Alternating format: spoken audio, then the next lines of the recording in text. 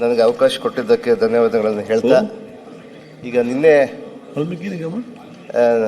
ನಿನ್ನೆ ಮಾತಾಡಿದಂಥ ಸಂದರ್ಭದಲ್ಲಿ ಮಾನ್ಯ ಜನಾರ್ದನ್ ರೆಡ್ಡಿ ಅವರು ಬಳ್ಳಾರಿಯ ಘಟನೆ ಬಗ್ಗೆ ಭಾಳಷ್ಟು ಎಳೆಯಾಗಿ ಬಿಚ್ಚಿಟ್ಟು ಹೇಳುವಂಥದ್ದೊಂದು ವ್ಯವಸ್ಥೆ ನಿನ್ನೆ ಮಾಡ್ತಾರೆ. ಅವರ ಮಾತಿನ ಬರದಲ್ಲಿ ಕೆಲವು ವಿಚಾರಗಳನ್ನು ಅಸತ್ಯಗಳನ್ನು ಕೂಡ ಸತ್ಯವಾಗಿ ಮಾತಾಡಿ ತೊಂದರೆ ಇಲ್ಲ. ಯಾವ್ಯಾವ ವಿಚಾರ ಕೆಲವೊಂದು ಕೇಸ್ಗಳಲ್ಲಿದೆ ಆ ಸಬ್ಜೆಕ್ಟ್ ಚರ್ಚೆ ಬೇಡ ಅಂತ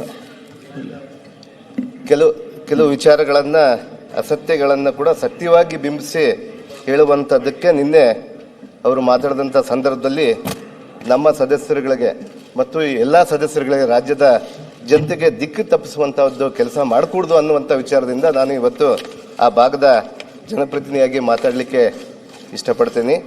ಅದರ ಜೊತೆಗೆ ಮಾನ್ಯ ಸದಸ್ಯರು ನಿನ್ನೆ ಎಲ್ಲ ವಿಚಾರಗಳನ್ನು ಕೂಡ ಭಾಳಷ್ಟು ಅಚ್ಚುಕಟ್ಟಾಗಿ ಹೇಳಿದರು.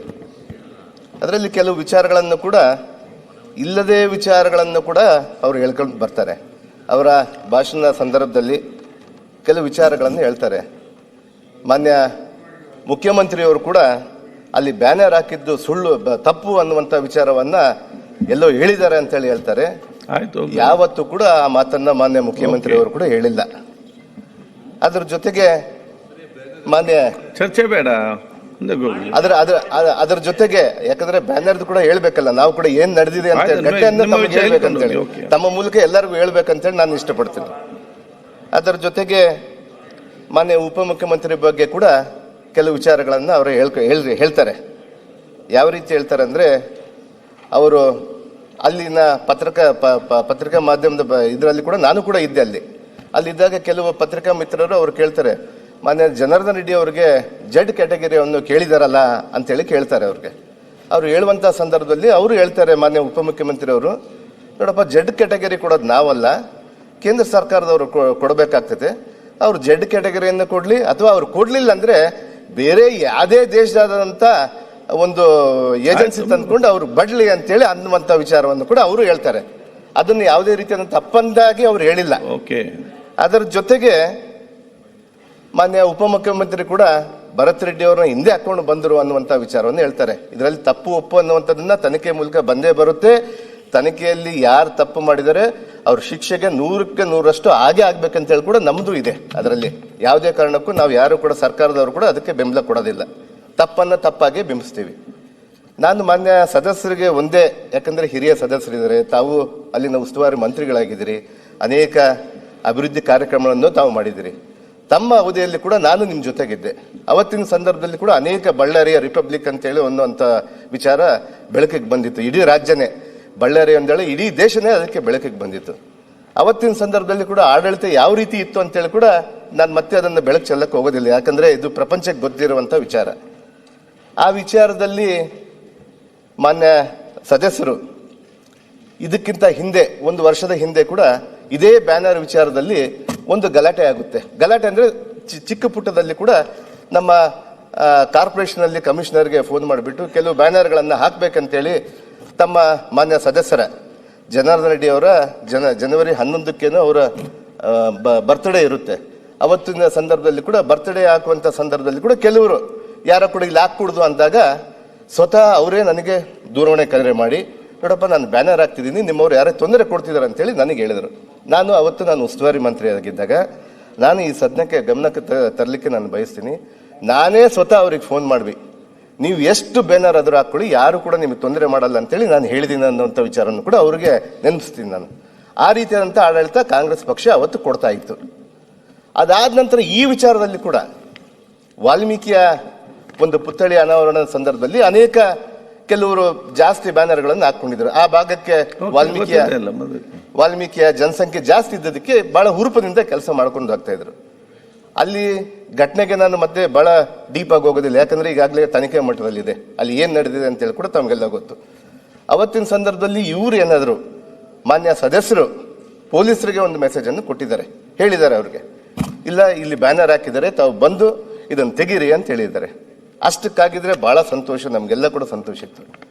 ಮಾನ್ಯ ಸದಸ್ಯರು ಇನ್ನೊಂದೇನು ಮಾಡ್ತಾರೆ, ಅಟ್ಲೀಸ್ಟ್ ನಮಗೆ ಯಾರಾದರೂ ಒಂದು ದೂರವಾಣಿ ಮಾಡಿ, ಯಾರಾದರೂ ಅಥವಾ ನಮ್ಮ ಇರುವಲ್ಲಿ ಶಾಸಕರಿಗೆ ಬೇಡ, ಅವ್ರು ಯಾರೋ ಹುಡುಗರಿದ್ದಾರೆ ಇನ್ನ ಬೇಡ, ಅವ್ರಿಗೆ ಮಾಡೋದೇ ಬೇಡ, ನಮ್ಮಂಥವ್ರಿಗೆ ಹೇಳಿದ್ರು ಕೂಡ ನಾವೇ ಬಂದು ಅಲ್ಲಿ ಏನಾಗಿದೆ ಅಂತೇಳಿ ನೋಡಿಕೊಂಡು ನಾವು ಅದನ್ನು ಮಾಡಿಸೋಂಥ ಜವಾಬ್ದಾರಿ ನಾವು ತಗೊತಾ ಇದ್ವಿ. ಯಾಕಂದರೆ ನಮ್ಮ ಕಾಂಗ್ರೆಸ್ ಪಕ್ಷದ ಆಡಳಿತ ಒಂದು ಕೆನ್ನೆಗೆ ಬಾರಿಸಿದ್ರೆ ಇನ್ನೊಂದು ಕೆನ್ನೆ ತೋರಿಸುವಂಥದ್ದು ಗಾಂಧಿಯ ಒಂದು ತತ್ವವನ್ನು ಇಟ್ಕೊಂಡು ಹೋಗುವಂಥದ್ದು ನಮ್ಮ ಕಾಂಗ್ರೆಸ್ ಪಕ್ಷ ಇದೆ. ಆ ರೀತಿಯಾಗಿ ನಾವು ಕೆಲಸ ಮಾಡ್ಕೊಂಡು ಹೋಗ್ತಾ ಇದ್ವಿ. ಅವ್ರು ಹೇಳಿದ್ರು ಕೂಡ ಆಗ್ತಾ ಇತ್ತು.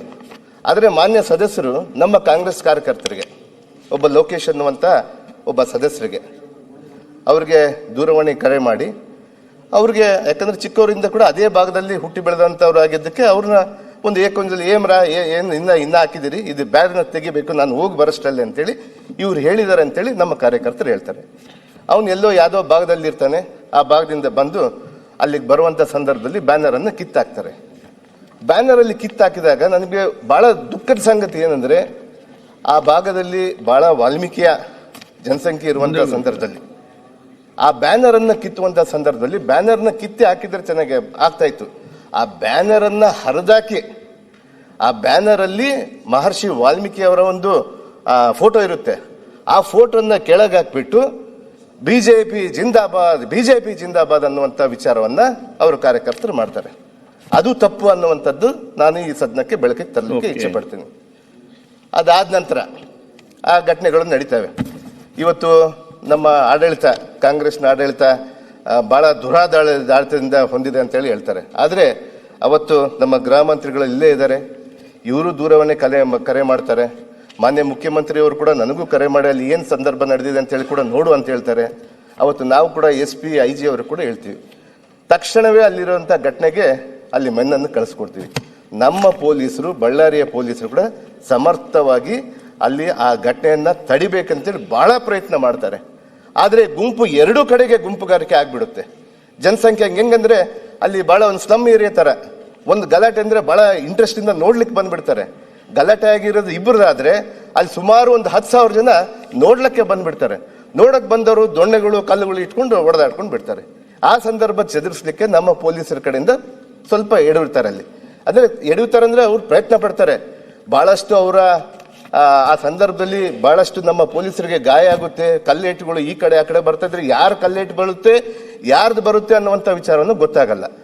ಆದರೆ ಮಾನ್ಯ ಸದಸ್ಯರು ಗಂಭೀರವಾಗಿ ಈ ಸರ್ಕಾರದ ನಮ್ಮ ಸರ್ಕಾರ ಇವತ್ತು ಏನು ಮಾಡ್ತಾ ಇದೆ ಇದನ್ನ ಗಂಭೀರವಾಗಿ ದುರಾಡಳಿತ ಅನ್ನುವಂಥ ವಿಚಾರವನ್ನು ಹೇಳ್ತಾರಲ್ಲ, ಅದನ್ನ ಹೇಳಬಾರ್ದು ಅನ್ನುವಂಥ ವಿಚಾರದ್ದು ನನ್ನ ಮನವಿ ಇದೆ. ಅದರ ಜೊತೆಗೆ ಗೃಹ ಮಂತ್ರಿಗಳೇ ಆಗಿರ್ಬೋದು, ನಮ್ಮ ಮುಖ್ಯಮಂತ್ರಿ ಅವರೇ ಆಗಿರ್ಬೋದು, ಉಪಮುಖ್ಯಮಂತ್ರಿ ಆಗಿರ್ಬೋದು, ನಮ್ಮ ಎಲ್ಲ ಸದಸ್ಯರು ಕೂಡ ಬಹಳಷ್ಟು ತೀಕ್ಷ್ಣವಾಗಿ ಇಮ್ಮಿಡಿಯೇಟ್ ಅಲ್ಲಿ ಹೋಗ್ಬಿಟ್ಟು ಮಾಡಬೇಕು ಅನ್ನುವಂಥದ್ದನ್ನ ಎಲ್ಲರಿಗೂ ನಿರ್ದೇಶನ ಮಾಡ್ತಾರೆ. ಅದರಂತೆಯೇ ನಾವು ಕೂಡ ಅಲ್ಲಿ ಹೋಗ್ಬಿಟ್ಟು ಶಾಂತಿ ರೀತಿಯಿಂದ ಇರಬೇಕಂತೇಳಿ ಎಲ್ಲ ಗುಂಪುಗಳನ್ನ ಚದುರಿಸ್ಕೊಂಡು ಆಗ್ತಾರೆ. ಆದರೆ ಅಚಾತುರ್ಯದಿಂದ ಅದನ್ನ ಗುಂಡು ಹಾರಿಸ್ಕೊಂಡು ಅದನ್ನ ಹುಡುಗ ನಮ್ಮ ಕಾಂಗ್ರೆಸ್ ಕಾರ್ಯಕರ್ತನೇ ಬಲಿಯಾಗ್ತಾನೆ. ಅದಕ್ಕೆ ತನಿಖೆಯಲ್ಲಿ ಸತ್ಯಾಸತ್ಯತೆ ಬರುತ್ತೆ. ಯಾರು ತಪ್ಪು ಮಾಡಿರ್ತಾರೋ ಅವ್ರಿಗೆ ಗ್ಯಾರಂಟಿ ಶಿಕ್ಷೆ ಆಗೇ ಆಗುತ್ತೆ ಅನ್ನುವಂಥ ವಿಚಾರವನ್ನು ತಿಳಿಸ್ತೀನಿ. ಅದರ ಜೊತೆಗೆ ಮಾನ್ಯ ದಿನಾಂಕ 17/1/2026 ನಮ್ಮ ಸದಸ್ಯರು ಒಕ್ಕೂಡಿ ನಮ್ಮ ವಿರೋಧ ಪಕ್ಷದ ನಾಯಕರು, ಮಾಜಿ ಮುಖ್ಯಮಂತ್ರಿಗಳಾದಂಥ ಬೊಮ್ಮಾಯಿ ಸಾಹೇಬರು, ನಮ್ಮ BJP ಅಧ್ಯಕ್ಷರಂತ ಮಾನ್ಯ ವಿಜೇಂದ್ರ ಅವರೆಲ್ಲ ಕೂಡ ಒಂದು ಬೃಹತ್ ಪ್ರತಿಭಟನೆಯನ್ನು ಮಾಡ್ತಾರೆ. ನಾವು ಅದಕ್ಕೆ ಸಂಪೂರ್ಣವಾಗಿ ಬೆಂಬಲವನ್ನು ಕೊಡ್ತಾರೆ. ಸರ್ಕಾರ ಇಲ್ಲಿಂದ ನಮ್ಮ ಮಾನ್ಯ ಮುಖ್ಯಮಂತ್ರಿಯವರು ಇಲ್ಲಿಂದ ಅವರು ಎಷ್ಟು ದೊಡ್ಡ ಪ್ರೋಗ್ರಾಮನ್ನು ಮಾಡಿ ಯಾರಿಗೂ ತೊಂದರೆ ಕೊಡಕೂಡದು ಅಂತೇಳಿ ಸುಮಾರು 5,000 ಜನನ್ನ 5,000ರಿಂದ 7,500 ಜನನ್ನ ಜನಸಂಖ್ಯೆ ಪೊಲೀಸರನ್ನ ನಿಯೋಜನೆ ಮಾಡ್ತಾರೆ. ಅಲ್ಲಿ ಒಂದು ದೊಡ್ಡ ಸಭೆಯನ್ನು ಮಾಡ್ಕೊತಾರೆ. ಯಾರು ಕೂಡ ಅಭ್ಯಂತರ ಇರಲ್ಲ. ಈ ಪ್ರಜಾಪ್ರಭುತ್ವದಲ್ಲಿ ಎಲ್ಲರಿಗೂ ಪ್ರತಿಭಟನೆ ಮಾಡುವಂತ ಹಕ್ಕಿದೆ ಅಂತೇಳಿ ನಾವು ಮಾಡ್ತೀವಿ. ಅದರಲ್ಲಿ ಯಾವುದೂ ತಕರಾರು ಎತ್ತಲ್ಲ. ನಮ್ಮ ಕಾರ್ಯಕರ್ತರು ನಾವು ಸುಮ್ಮನೆ ಇರ್ತೀವಿ, ಯಾರು ಏನು ಮಾತಾಡೋದಿಲ್ಲ. ಆದರೆ ದಿನಾಂಕ 17/1 ಆ ಸಭೆಯಲ್ಲಿ ಮಾನ್ಯ ರಾಮುಲು ಅವರು ಬಹಳಷ್ಟು, ಅದರಲ್ಲಿ ವಿರೋಧ ಪಕ್ಷದ ನಾಯಕರು ಇರ್ತಾರೆ, ಅಲ್ಲಿ ಅದೇ ಸ್ಟೇಜ್ ಮೇಲೆ ಅದೇ ವೇದಿಕೆ ಮೇಲೆ ಮಾನ್ಯ ಬೊಮ್ಮಾಯಿಯವರು ಇರ್ತಾರೆ, ಅನೇಕ ಸದಸ್ಯರು ಇರ್ತಾರೆ, ಬಹಳ ದೊಡ್ಡ ಟಾಲ್ ಲೀಡರ್ಸ್ ಎಲ್ಲ ಬರ್ತಾರೆ. ಅಲ್ಲಿ ಬಂದ್ಬಿಟ್ಟು ಅವ್ರಿಗೆಲ್ಲ ಕುಂತಾಗ ಅಧ್ಯಕ್ಷರಿರ್ತಾರೆ. ಅವರೆಲ್ಲರ ಮುಂದೆನೇ ಕೂಡ ರಾಮುಲು ಅವರು ಅವ್ರ ಭಾಷಣದಲ್ಲಿ ಹೇಳ್ತಾರೆ, ಕಾಂಗ್ರೆಸ್ ಕಾರ್ಯಕರ್ತನ ನಾವು ಇನ್ನ ಮುಂದೆ 2029-28ಕ್ಕೆ ನಾವು ಅಧಿಕಾರದಲ್ಲಿ ಬರ್ತೀವಿ, ನಿಮ್ಮ ಕಾಂಗ್ರೆಸ್ ಕಾರ್ಯಕರ್ತನ ಹುಡುಕಾಡಿ ಹೊಡಿತೀವಿ, ನೀವು ಪಾತಾಳದಲ್ಲಿ ಇದ್ರೆ ಅಂತೇಳಿ ಬಹಿರಂಗವಾಗಿ ಹೇಳ್ತಾರೆ ಅವರು. ಇದು ಯಾವ ಕಾರಣ ಸ್ವಾಮಿ? ಇನ್ನ ಏನಿಲ್ಲ, ಅವರು ಇನ್ನ ಏನು ಬಂದಿಲ್ಲ. ಅಧಿಕಾರಕ್ಕೆ ಬಂದ ಮೇಲೆ, ಅದು ಜನತಾ ನ್ಯಾಯಾಲಯಕ್ಕೆ ಬಂದ ಮೇಲೆ ಅಧಿಕಾರಕ್ಕೆ ಯಾರು ಕೊಡ್ಬೇಕಂತ ಹೇಳಿ ಜನತಾ ನ್ಯಾಯಾಲಯದಲ್ಲಿ ತೀರ್ಮಾನ ಆಗುತ್ತೆ. ಇವತ್ತಿನ್ನ ಏನೂ ಆಗ್ಲಿಲ್ಲ. ಭರತ್ ರೆಡ್ಡಿ, ನಾನು ಭರತ್ ರೆಡ್ಡಿ ಬಗ್ಗೆ ನನ್ಗೇನು ಯಾವುದೇ ಇಲ್ಲ. ಬಟ್ ನಮ್ಮ ಶಾಸಕರನ್ನ ನೀನು ಎಲ್ಲಿದ್ರು ಕೂಡ, ಪಾತಾಳದಲ್ಲಿದ್ರು ಕೂಡ ಹುಡುಕಾಡಿ ಒದ್ದು ಓಡಿಸ್ತೀನಿ ಅಂತ ಹೇಳ್ತಾರೆ. ಇದು ಯಾವ ನ್ಯಾಯ ಸ್ವಾಮಿ? ನಾವು ಯಾವ ಪ್ರಪಂಚದಲ್ಲಿ ಇದೀವಿ ಇವಾಗ? ಕಳೆದ ಬಾರ ಆಗಿತ್ತು ರಿಪಬ್ಲಿಕ್ ಆಫ್ ಬಳ್ಳಾರಿ ಅಂತೇಳಿ, ಮತ್ತೆ ಮಾಡಕ್ ಹೊಂಟೀರಾ? ಅಧಿಕಾರ ಕೊಟ್ಟು ಕೂಡಲೇ ನಿಮ್ಗೆ ಆಯ್ತಾ? ನಮ್ಮ ಮನೆಗಳು ತೂರಿ ನಮ್ಮನ್ನು ಸರ್ವನಾಶ ಮಾಡ್ತೀರಾ? ಮುಗಿಸ್ಲಿ ಅವರು. ಇವತ್ತು ಮಾನ್ಯ ಸದಸ್ಯರೇ, ಒಂದ್ ಸೆಕೆಂಡ್ ರೆಡ್ಡಿ ಏನಣ್ಣ ಆಯ್ತು, ಒಂದ್ ಸೆಕೆಂಡ್ ಲೆಟ್ ಹಿಮ್ ಫಿನಿಶ್. ಒಂದ್ ನಿಮಿಷ ಅಲ್ಲ ಅಂತ ಇಲ್ಲ. ಅಲ್ಲಲ್ಲ, ನಾನೇನು ಮಾತಾಡಿಲ್ಲ. ಆರಾಮಾಗಿ ನೀನು ಕೇಳು, ನಿನ್ ಮಾತು ಪ್ರತಿಯೊಂದು ನಾನು ಕೇಳ್ತೀನಿ. ಇಲ್ಲಿ ಆಗಿರುವಂತದ್ದು ಅವತ್ತು ರೆಡ್ಡಿ ರಿಪಬ್ಲಿಕ್ ಅನ್ನುವಂತ ಪದ ಏನ್ ಬಂದಿದೆ, ಇವತ್ತು ಎಲ್ಲಾ ಸಿಬಿಐ ಕೇಸ್ಗಳಲ್ಲಿ ನಾಗೇಂದ್ರ ನಾನು ನಿಮ್ಮ ವೈಯಕ್ತಿಕವಾಗಿ ನಾನು ಹೇಳ್ತಾ ಇಲ್ಲ. ನೀವು ನಮ್ಮ ಸರ್ಕಾರನ, ನನ್ನ ಸರ್ಕಾರನ ಟೀಕೆ ಮಾಡಿದ್ರಿ ನೀವು, ಅದಕ್ಕೆ ನಾನು ಹೇಳ್ತಾ ಇದ್ದೀನಿ. ನಾವು ನಿನ್ನೆ ನಾವು ಮೌನವಾಗಿ ನಾವು ಕೇಳಿದೆ. ಅಲ್ಲ ಅಣ್ಣ,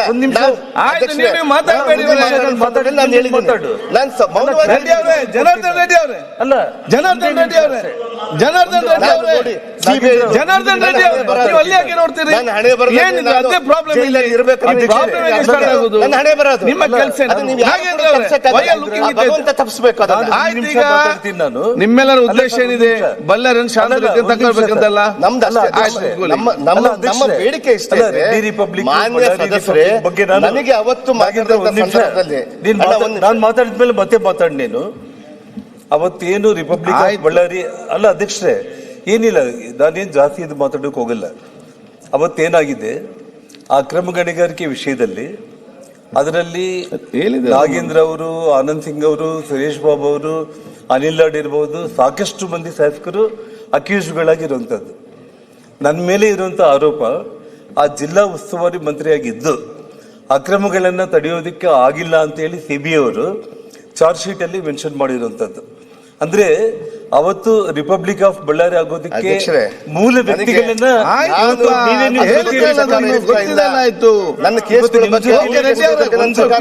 ಎರಡನೇದು ಬೆಳಕಿಗೆ ಚೆಲ್ತಾ ಇದ್ದೀನಿ. ರಾಜ್ಯದ ಜನತೆ ಈ ಸದನದಿಂದ ತಪ್ಪು ಮಾಹಿತಿ. ನಾಗೇಂದ್ರ ಒಂದು ನಿಮಿಷ ಇದು, ಮಾನ್ಯ ಮುಖ್ಯಮಂತ್ರಿ ಅವರು ನಾಗೇಂದ್ರ ಒಂದು ನಿಮಿಷ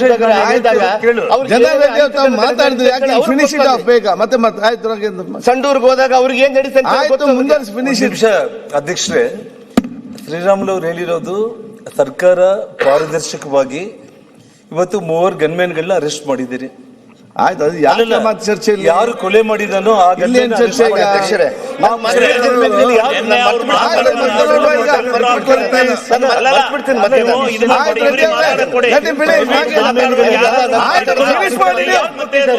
ಮಾತಾಡಿ. ಪ್ರೈವೇಟ್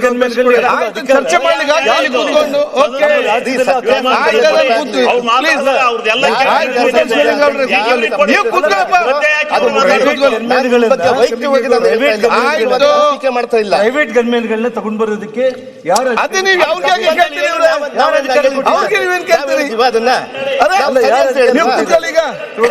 ಕಾಂಗ್ರೆಸ್ ಕಾರ್ಯಕರ್ತ ಕೊಲೆಯಾಗಿದ್ದಾನೆ, ಕೊಲೆ ಮಾಡಿದ್ದಾನೆ. ಆ ಕೊಲೆ ಮಾಡಿದಾಗ ಆ ಗನ್ಮ್ಯಾನ್ ಯಾರು ಇಟ್ಕೊಂಡಿದ್ದಾರೆ? ತನಿಖೆ ಮತ್ತೆ ನೋಡುವಾಗ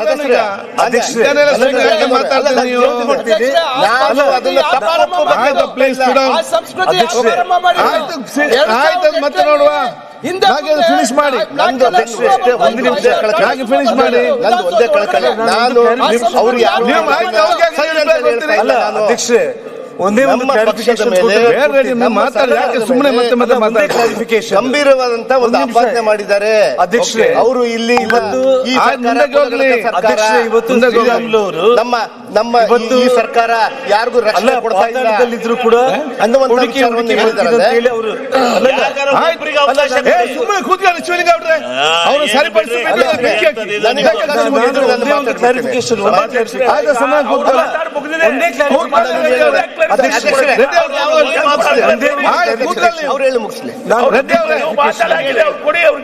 ಅಲ್ಲ ನಾಗೇಂದ್ರ ಅವರು ಇದು ಮಾಡಿದ್ರೆ ನಿಮ್ಮ ಇಲ್ಲಿ ಬೇರೆ. ಅಧ್ಯಕ್ಷರೇ, ಶ್ರೀರಾಮುಲು ಅವರು ಪಾತಾಳದಲ್ಲಿದ್ರು ಕೂಡ ಭರತ್ ರೆಡ್ಡಿ ಅವರನ್ನ ಹುಡುಕಿ ಹೊಡಿತೀನಿ ಅಂತ ಹೇಳಿಲ್ಲ.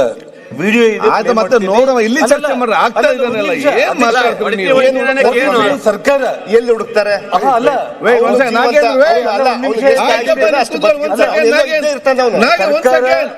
ಸರ್ಕಾರ ಇನ್ವೆಸ್ಟಿಗೇಷನ್ ಮಾಡಿ ಭರತ್ ರೆಡ್ಡಿನ ಬಂಧನ ಮಾಡದೆ ಹೋದ ಪಕ್ಷದಲ್ಲಿ, ಯಾಕಂದ್ರೆ ಭರತ್ ರೆಡ್ಡಿ ಗನ್ಮ್ಯಾನ್ಗಳೇ ಕೊಲೆ ಮಾಡಿರೋ ಕಾರಣ ಭರತ್ ರೆಡ್ಡಿನ ಅರೆಸ್ಟ್ ಮಾಡಿಲ್ಲ ಇದುವರೆಗೂ ಕೂಡ. ಅವ್ರನ್ನ ಅರೆಸ್ಟ್ ಮಾಡಿಲ್ಲ ಅಂತಂದ್ರೆ ನಾನು ನಮ್ಮ ಅಧಿಕಾರ ಬಂದ ಮೇಲೆ ಎಲ್ಲಿ ಪಾತಾಳದಲ್ಲಿ ಬಚ್ಚಿದ್ರು ಕೂಡ ಹುಡುಕಿ ಇಟ್ಕೊಂಡು ಬರ್ತೀವಿ ಅಂತ ಅವ್ರು ಹೇಳಿರೋದು. ಅಷ್ಟೇ ಆಗ್ಲಿ, ತಪ್ಪು ಮಾಹಿತಿ ಸದನಕ್ಕೆ ಶ್ರೀರಾಮುಲು ಅವ್ರ ಬಗ್ಗೆ ಸದಸ್ಯರಿಗೆ ಹರಿದ್ರು ಅಂತ ಹೇಳ್ತಾ ಇದೆಯಲ್ಲ. ಆಯ್ತು, ಶ್ರೀರಾಮುಲು ವಾಲ್ಮೀಕಿ ನಾಯಕ ಕರ್ನಾಟಕ ರಾಜ್ಯದಲ್ಲಿ ಶ್ರೀರಾಮುಲು ಮುಂದೆ ನಿನ್ನ ಜೀವನದಲ್ಲಿ ನಿನ್ನ 100 ಜನ್ಮ ಎತ್ತಿದ್ರು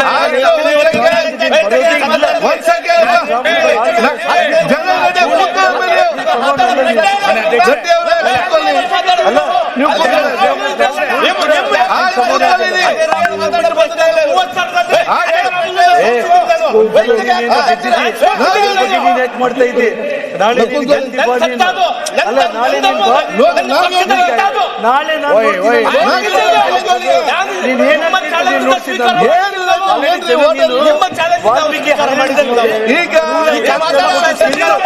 ಇವತ್ತು ನೀನು ಅಲ್ಲ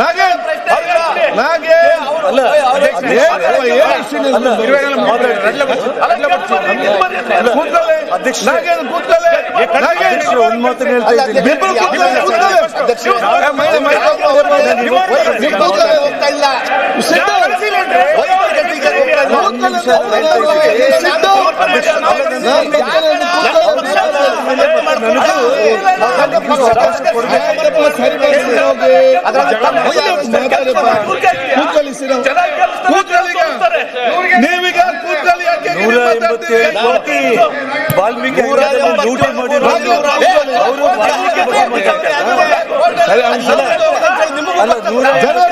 ಲೂಟಿ ಮಾಡಿರುವಂತ 187 ಲೂಟಿ ಮಾಡಿರುವಂತ ಇವತ್ತು ನನ್ನ ಮೇಲೆ ಸಿಬಿಐ ಕೇಸ್ಗಳು ಇವತ್ತೇನ್ ಮಾತಾಡ್ತಾನೆ? ಅಲ್ಲ, ಅವನು ಭರತ್ ರೆಡ್ಡಿ ಜಬರ್ದಸ್ತ್ ಒಂದ್ ಸೆಕೆಂಡ್ ಅಲ್ಲೊಂದು ಸಮಾಧಾನ ಮಾಡಿಬಿಟ್ಟು ನೀ ಇಲಾಖೆ ಮಾತಾಡ್ತೀವಿ. ನಮ್ಮ ಕಾಂಗ್ರೆಸ್ ಪಕ್ಷ ಇದು, ಭರತ್ ರೆಡ್ಡಿ ಅಲ್ಲ. ಇಲ್ಲಿ ಅದೇ ಸಮಾಧಾನ ಮಾಡಿ ಗಂಭೀರವಾದ ನನಗೆ ಭರತ್ ರೆಡ್ಡಿ ಜನಾರ್ದನ್ ರೆಡ್ಡಿ ಅವರೇ, ಮಾತಾಡಕ್ ಹೋಗ್ಬೇಡಿ.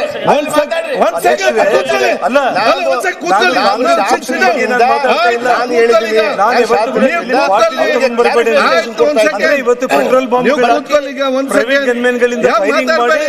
ನಿಮ್ಮ ಕಾರ್ಯಕರ್ತರು ಸತ್ತಿದ್ರು ಕೂಡ ನೀನು ಸಮರ್ಥನೆ ಯಾವ ಸಂದೇಶ? ಈಗ ನಾನು ಹೇಳಿ ಕೇಳಿ, ನಾಗೇಂದ್ರ ಆಯ್ತಪ್ಪ, ನೀವು ಕೂತ್ಕೊಳ್ಳಿ, ನಾಗೇಂದ್ರ ಸ್ವಾಮಿ ಅವರೇ ಕೂತ್ಕೊಳ್ಳಿ, ಎಲ್ಲ ಸಮಾಧಾನ. ಒಂದ್ ಸೆಕೆಂಡ್, ಎಂ ಬಿ ಪಾಟೀಲ್ ಅವ್ರು ಪ್ಲೀಸ್. ಆಯ್ತು, ಬೇಡ ಪ್ಲೀಸ್ ಕೂತ್ಕೊಳ್ಳಿ, ಪ್ಲೀಸ್ ನೀವು ಕೂತ್ಕೊಳ್ಳಿ ಒಂದ್ ಸೆಕೆಂಡ್. ಯಾಕೆ? ಒಂದ್ ಸೆಕೆಂಡ್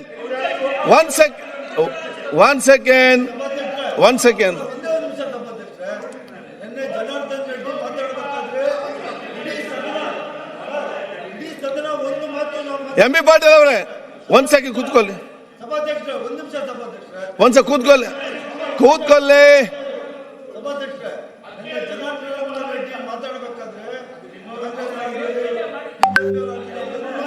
ಯಾರು ಮಾತಾಡಲಿಲ್ಲ.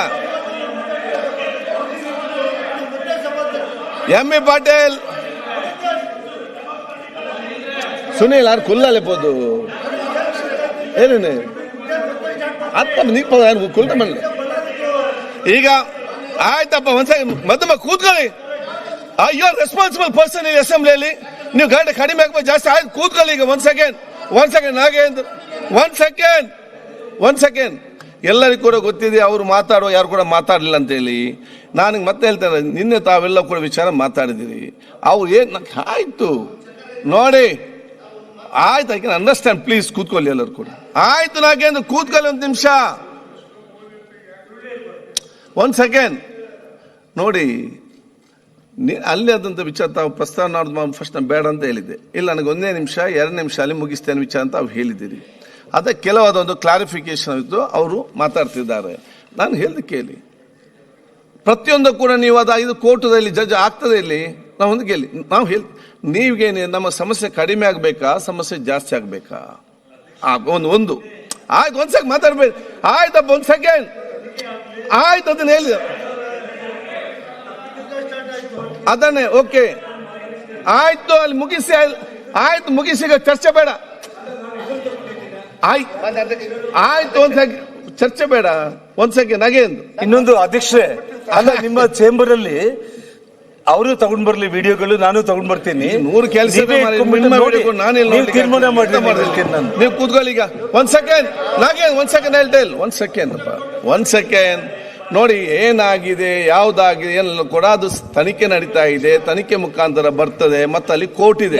ಒಂದ್ ಸೆಕೆಂಡ್ ಮಾಡ್ಬೇಕಲ್ಲ. ಯಾಕೆ ನೀವು ಮಾತಾ ಎಂ ಬಿ ಪಾಟೀಲ್ ಅವ್ರೆ, ನೀವೆಲ್ಲರೂ ಕೂಡ ಸಮಸ್ಯೆ ಬಗೆಹರಿಸಲಿಕ್ಕೆ ಪ್ರಯತ್ನ ಅಲ್ಲದೆ ನಾವು ಸಮಸ್ಯೆ ಜಾಸ್ತಿ ಆಗ್ಲಿಕ್ಕೆ ನಮ್ಮ ಇಲ್ಲಿ ಉದ್ದೇಶ ಏನಿದೆ, ಇಲ್ಲಿ ಮಾತ್ರ ಅಲ್ಲ, ನಿಮ್ಮ ಊರಲ್ಲಿ ಕೂಡ ಒಂದು ಅಟ್ಮಾಸ್ಫಿಯರ್ ಕಡಿಮೆ ಆಗಬೇಕು, ಉತ್ತಮವಾದ ವಾತಾವರಣ ನೀವು ಬರಬೇಕು. ಆದ ಕಾರಣ ತಾವು ಹೇಳಿದ ಕ್ಲಾರಿಫಿಕೇಶನ್ ಕೊಡ್ತಾ ಇದ್ದಾರೆ. ಇದಕ್ಕೆ ಪ್ರತಿಯೊಂದು ಆ ಕಡೆ ಮಾತ್ರ ಇಲ್ಲಿ ಮುಗಿಲಿಕ್ಕೆ ಸಾಧ್ಯ ಉಂಟಾ? ಎಲ್ಲ ಯಾರಿಗಾದ್ರು ಮುಗಿಲಿಕ್ಕೆ ಸಾಧ್ಯ ಉಂಟಾ? ಅಲ್ವಾ?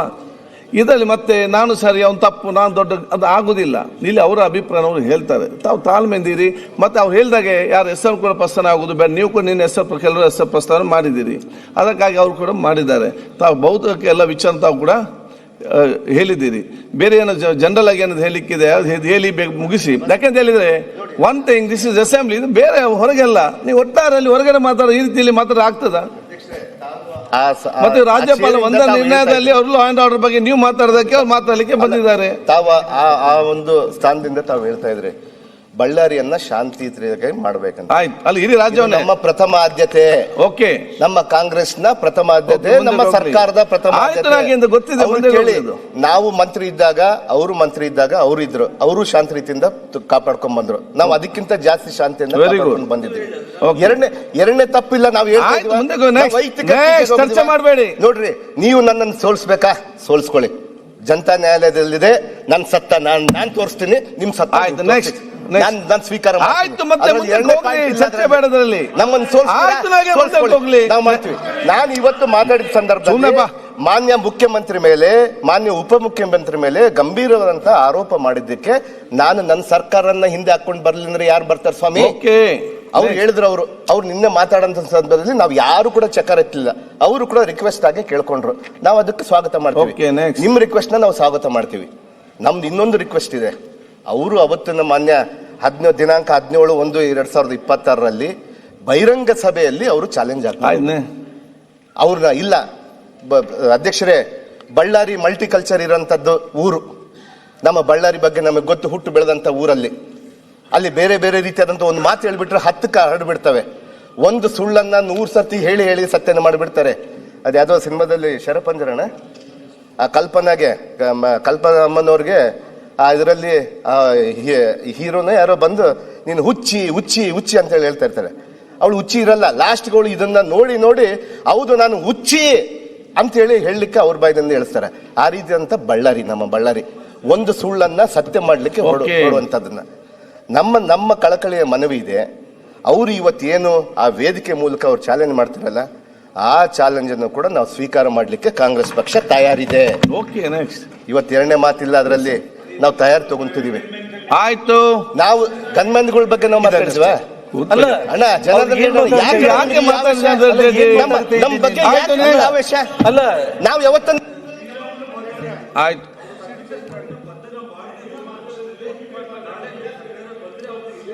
ನೀವು ಪ್ರತಿಯೊಂದಕ್ಕೆ ಉತ್ತರ ಕೊಡ್ಬೇಕು. ಆಯ್ತು ನಾಗೇಂದ್ರ, ನೀವು ಮುಂದುವರಿಸಿ. ಆಯ್ತು, NY ನಂಜೇಗೌಡರು ನಾವು ಶಾಂತ ರೀತಿಯಿಂದ NY ನಂಜೇಗೌಡರು ನಾವು ಏನಾದ್ರು ನಾವು ನಿಮ್ ಚಕ್ರ ನಾವು ಬಂಧನ ನೀವು ಮಾಡಿಲ್ಲ ಅಂದ್ರೆ ನಮ್ಮ ಮೇಲೆ ಏನ್ ಹೇಳಿದ್ರು ಕೂಡ ನಾವು ಚಕ್ರ ನಾಗೇಂದ್ರ ನಮ್ಮ ಹೊಡಿತೀರಾ? ನಮ್ಮ ಅಧ್ಯಕ್ಷರೇ Conclude. ನಮ್ಮದು ಒಂದೇ ಅಲ್ಲ ಬಂಧನ ಮಾಡಿಲ್ಲ ಅಂದ್ರೆ ಸುರೇಶ್ ಅಲ್ಲ ಕಂಕ್ಲೂಡ್ ಮಾಡಿ. ನೋಡಿ ಸರ್ಕಾರ ತನಿಖೆ ನಡೆಸ್ತಾ ಇದೆ, ಅದರಲ್ಲಿ ನಮ್ಮ ಶಾಸಕರು ತಪ್ಪಿದೆ ಅಂದ್ರೆ ಅವ್ರನ್ನ ಬಂಧಿಸ್ತೀವಿ, ಅದರಲ್ಲಿ ಎರಡನೇ ಮಾತಿಲ್ಲ. ಹೊರಗಡೆ ಚರ್ಚೆ ಮಾಡಿ. ತಪ್ಪಿದೆ ಅಂದ್ರೆ ನಾವು ಬಂಧಿಸ್ತೀವಿ, ಯಾರು ತಪ್ಪಿದ್ರೆ ಕೂಡ ನಾವು ಬಂಧಿಸೋದು. ನಮ್ ನಿಷ್ಪಕ್ಷವಾದಂತ ತನಿಖೆ ನಮ್ಮ ಸರ್ಕಾರ ಮಾಡ್ತಾ ಇದೆ. ಅದಕ್ಕೆ ನಾವು ನಿಮಗೆ ಮಾತು ಕೊಡ್ತೀವಿ. ಸರ್ಕಾರ ನಿಮಗೆ ಮಾತು ಕೊಡ್ತಾ ಇದೆ, ಅದರಲ್ಲಿ ನಿಷ್ಪಕ್ಷಪಾತವಾಗಿ ನಾವು ಮಾಡೇ ಮಾಡ್ತೀವಿ ಅಂತ ಹೇಳಿ, ಅದ್ರಲ್ಲಿ ಎರಡನೇ ಮಾತಿಲ್ಲ. ನಾವು ನಿಮ್ ಸಹಕಾರಕ್ಕೆ ನಾವು ಮಾತಾಡ್ತಿದ್ರೆ ನೀವು ವೈಯಕ್ತಿಕವಾಗಿ ತಗೊಂಡಿರಲ್ಲ, ನಾವು ಸ್ವೀಕಾರ ಮಾಡ್ತೀವ್ರಿ, ನಾವು ಸ್ವೀಕಾರ ಮಾಡ್ತೀವಿ. ನಾವು ವೈಯಕ್ತಿಕ ಬಂದಾಗ ಬಳ್ಳಾರಿಯಲ್ಲಿ ನಾವು ಅದು ಹೊರಗೆ ಏನ್ ಬೇಕಾದ್ರೆ ಮಾತಾಡಿ. ನಮ್ದಿಲ್ಲ, ನಾವು ನೋಡ್ಕೊಳ್ತೀವಿ. ನಮ್ಮ ಪಕ್ಷ ನಮಗಿದೆ, ಕಂಕ್ಲೂಡ್ ಮಾಡಿ ಹೇಳ್ತೇನೆ ನಾನು. ಡೆವಲಪ್ಮೆಂಟ್ ಬಗ್ಗೆ ಏನು ಚರ್ಚೆ ಇಲ್ಲ. ಮಾನ್ಯ ಸಭಾಧ್ಯಕ್ಷರೇ, ನಮ್ಮ ಉದ್ದೇಶ ಕೂಡ ಬಳ್ಳಾರಿಯ ಡೆವಲಪ್ಮೆಂಟ್ ಬಗ್ಗೆ ತಾವು ಹೇಳಿದ್ರೀವಿ. ಅಲ್ಲಿ ಬನ್ನಿ, ಬಹಳ ಬ್ಯೂಟಿಫುಲ್ ಆಗಿ ನಾವು ಮಾಡ್ತೀವಿ. ಅಲ್ಲಿ ಏರ್ಪೋರ್ಟ್ ತರ್ತೀವಿ, ಬೇರೆ ಬೇರೆ ರಸ್ತೆಗಳನ್ನ ನೀವು ಮಾಡಿದಂತ ಅಭಿವೃದ್ಧಿಗಿಂತ ಚೆನ್ನಾಗಿ ಮಾಡ್ಬೇಕಂತೇಳಿ ನಮ್ಮ ಪ್ರಯತ್ನ ನಡೀತಾ ಇದೆ. ನಾವು ಮಾಡೇ ಮಾಡ್ತೀವಿ, ಸರ್ಕಾರ ಅದಕ್ಕೆ ಬದ್ಧವಾಗಿ ಇರುತ್ತೆ. ಎರಡನೇ ಮಾತಿಲ್ಲ. ನಿನ್ನೆ ತಾವು ಮಾತಾಡಿದಂತ ಸಂದರ್ಭದಲ್ಲಿ ಒಂದು ಸುಳ್ಳನ್ನ ಕಡತದಲ್ಲಿ ಹೋಗಿದೆ, ಮಾನ್ಯ ಮುಖ್ಯಮಂತ್ರಿಯವರ ಬಗ್ಗೆ, ಉಪಮುಖ್ಯಮಂತ್ರಿ ಬಗ್ಗೆ. ಅದನ್ನ ತೆಗೆದುಹಾಕ್ಬೇಕಂತೇಳಿ ನನ್ನ ಮನವಿ ಇದೆ. ಅವ್ರು ಹೇಳಿದ್ರು ಇಲ್ಲ ನನ್ ಗುಂಡು ಇಲ್ಲಿ ಬಿತ್ತು ಅಲ್ಲಿ ಬಿತ್ತಂತ, ಅದು ಯಾವ್ದು ಕೂಡ ಮಾಡ್ಲಿಲ್ಲ. ನೋಡ್ರಿ, ಗಲಭೆ ನಡೆದಿದೆ, ಅದು ಮುಗಿತ, ತನಿಖೆ ಆಗ್ತಾ ಇದೆ. ಅಲ್ಲ, ನಾನು ಕ್ಲಾರಿಫಿಕೇಶನ್ ಕೊಡ್ಬೇಕಲ್ಲ ನಮ್ಮ ನಾಯಕರ ಬಗ್ಗೆ. ಈಗ ನಾವು ಸುಮ್ನೆ ಕುಂತ್ರೆ ಮೌನ ಕೊಟ್ಟಿದ್ರಲ್ಲ, ಅಂಗೀಕಾರ ಆಗುತ್ತೆ. ಇರ್ಲಿ, ಅದು ಇರ್ಲಿ, ನಮ್ಮ ಅಂಗೀಕಾರ ನೋಡಿ. ನಾವ್ ಯಾರೋ ಅಲ್ಲ, ನಾನು ಬರೀ ಬಾಯಿ ಮಾತಲ್ಲಿ ಹೇಳಿಲ್ಲ. ಅಲ್ಲ, ವಿಡಿಯೋಗಳಿದೆಯಲ್ಲ. ಅಲ್ಲ, ಏನೇ ಕ್ಲಾರಿಫಿಕೇಶನ್ ಹೋಮ್ ಮಿನಿಸ್ಟರ್ ಕೊಡ್ತಾರೆ, ನಿಮ್ಮ ಅಭಿಪ್ರಾಯ ಹೇಳಿ. ಮಾನ್ಯ ಸದಸ್ಯರಿಗೆ ಯಾವ್ದು ಮಾತಾಡಿಲ್ಲ. ಮಾನ್ಯ ಸದಸ್ಯರಿಗೆ ಯಾಕೆ ಬೆಂಕಿ ಹಚ್ತೀರಿ? ಕೂತ್ಕೊಳ್ಳಿ. ಅಲ್ಲ, ನಿಮ್ಮ ವಯಸ್ಸು ಮೀರಿದಂತ ಆವೇಶ ನಿಮ್ಮಲ್ಲಿದೆ, ನಮಗೆ ಗೊತ್ತು. ನಿಮ್ ಫೈರ್ ಇಲ್ಲ, ಅಲ್ಲಲ್ಲ, ನಿನಗಿಂತ 3 ವರ್ಷ ದೊಡ್ಡವನು. ಅಲ್ಲ, ಇರ್ಲಿ, ಅಲ್ಲ, ಯಾಕೆ ನೀವು ಉತ್ತರ ಒಳ್ಳೇದಾಗ್ಲಿ. ಡೆವಲಪ್ಮೆಂಟ್ ಬಗ್ಗೆ ಮಾತಾಡಿ, ಬೆಳ್ಳಾರಿ ಡೆವಲಪ್ ಅಭಿವೃದ್ಧಿ ಬಗ್ಗೆ ಮಾತಾಡಿ. ನಿಮ್ಮ ಛಲದ ಬಗ್ಗೆ ನೋಡಿ. ಒಂದ್ ಸೆಕೆಂಡ್ ನಾನೇನು ಹುಡುಗ ಇರ್ಬೋದು, ನೀವು ನನ್ನ ಸೀನಿಯರ್. ಇಲ್ಲಿ ಕೇಳಿ, ಸೀನಿಯರ್ ಹೆಂಗಿರ್ಬೇಕು? ಒಂದ್ ಸೆಕೆಂಡ್, ನಿಮ್ ಹಿಂದೆ ನಡೆದಂತ ನಿಮ್ಮ ಹೆಜ್ಜೆಯಲ್ಲಿ ನಿಮ್ಗೆ ಮಾತಾಡ್ಲಿಕ್ಕೆ ತುಂಬಾ ವಿಚಾರ ಇರಬಹುದು. ಇವತ್ತು 7 ಗಂಟೆಗೆ ಸದನ ಮುಗೀತದೆ. ಜನಾರ್ದನ್ ರೆಡ್ಡಿ ಅವರೇ, 7 o'clock ಇವತ್ತು ಸಂಜೆಯಲ್ಲಿ ಮುಗೀತದೆ. ಮತ್ತೆ ನೀವು ಹೋಗುದು ಬೆಳ್ಳಾರಿಗೆ ಅಲ್ವಾ? ನಾಳೆ ಬೆಳಿಗ್ಗೆ ಕೂತ್ಕೊಂಡು ಚಾ ಕುಡಿಕೊಂಡು ಎಷ್ಟು ಹೊತ್ತು ಬೇಕಾದ್ರೆ ನೀವು ಮಾತಾಡಿ, ಏನು ಅಭ್ಯಂತರ ಇಲ್ಲ. ಈಗ ಬೆಳ್ಳಾರಿ ಡೆವಲಪ್ಮೆಂಟ್ ಬಗ್ಗೆ ಮಾತಾಡಿ. ಏನಾದ್ರು ಕುಡಿಯೋ ನೀರು ಸಮಸ್ಯೆ ಅದ್ರ ಬಗ್ಗೆ, ಡೆವಲಪ್ಮೆಂಟ್ ಬಗ್ಗೆ ಮಾತಾಡಿದ್ದೀನಿ. ಈ ಒಂದು ಘಟನೆ ಬಗ್ಗೆ ಆಗುವಂತ ವಿಚಾರ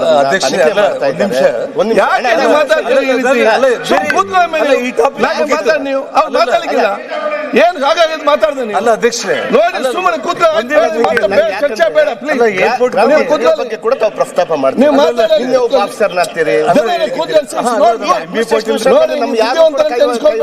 ನೀವು ಕೂತ್ಕೊಳ್ಳಿಗೆ ನಾವು ಯಾರು ಕೂಡ ಅವ್ರು ಮಾತಾಡೋದು ತಗೊಂಡು ನಾವು ಕೆಲಸ ಮಾಡಿಸ್ಕೊಂಡು ಹೋಗುವಂತ.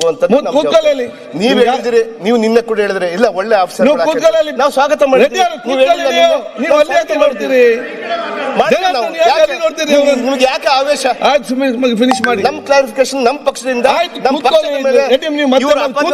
ನಾವು ಕ್ಲಾರಿಫಿಕೇಶನ್ ಮಾಡೋದು ಬುದ್ಧಿವಂತರು, ಶಕ್ತಿ ಎಲ್ಲ ತಾಕತ್ತಿದ್ದವ್ರು ಇಲ್ಲಿ ಗೊತ್ತಾಯ್ತಾ? ಇದೆಲ್ಲ ನೋಡಿ ಬಂದವ್ರು ಇಲ್ಲಿ ಕೂತ್ಕೊಂಡವ್ರು. ನಮ್ಮ ಮೇಲೆ ಕೂಡ ಎಷ್ಟೋ ಆಗಿದೆ.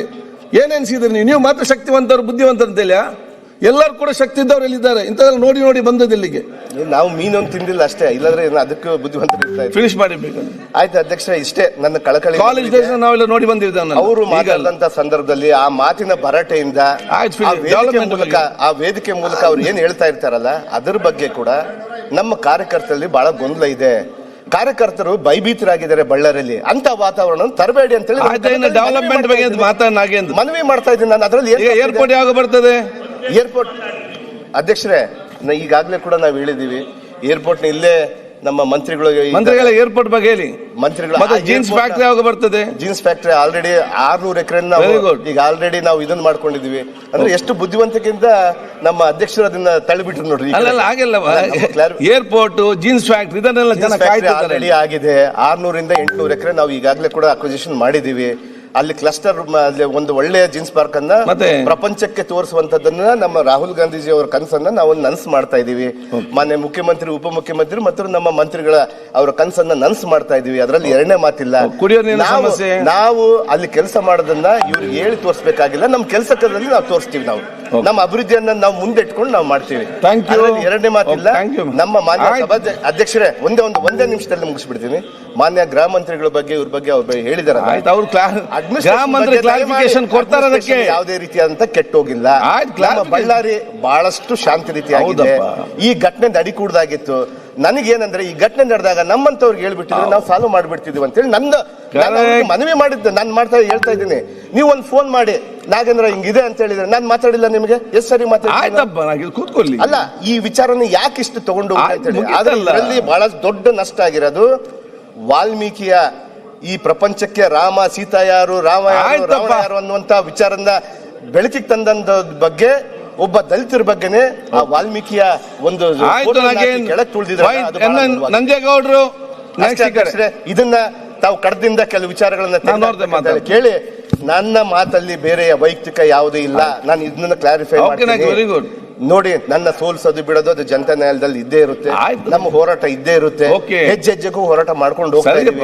ಅದನ್ನ ನಾವು ಮಾಡ್ಕೊಂಡು ನಮ್ಮ ಪಕ್ಷ ನಾವು ಅದಕ್ಕೆ ಸ್ವಾಗತ ಮಾಡ್ತೀವಿ. ಅವ್ರ ಎಲ್ಲಾ ಚಾಲೆಂಜ್ಗಳನ್ನ ಕಾಂಗ್ರೆಸ್ ಪಕ್ಷ ಸ್ವಾಗತ. ನಂಜೇಗೌಡರು ಅಧ್ಯಕ್ಷರೇ, ಗೌರವಾನ್ವಿತ ರಾಜ್ಯಪಾಲರ ವಂದನಾ ನಿರ್ಣಯ ಸಮರ್ಥ್ಯವನ್ನು ಮಾತಾಡಲು ಅವಕಾಶ ಮಾಡಿಕೊಟ್ಟಿದ್ದಕ್ಕೆ ತಮಗೆ ಧನ್ಯವಾದಗಳು ಅಧ್ಯಕ್ಷರೇ. ಚರ್ಚೆ ಆಗ್ತಾ ಇದೆ, ನಾನು ನೋಡ್ತಿದ್ದೀನಿ. ಬಳ್ಳಾರಿಯ ನಿರಂತರ ಸುದ್ದಿಗಾಗಿ ಬಳ್ಳಾರಿ ಬೆಳಗಾಯಿತು ಚಾನೆಲ್ನ ಸಬ್ಸ್ಕ್ರೈಬ್ ಮಾಡಿ ಹಾಗೂ ಬೆಲ್ ಐಕಾನ್ ಒತ್ತಿ.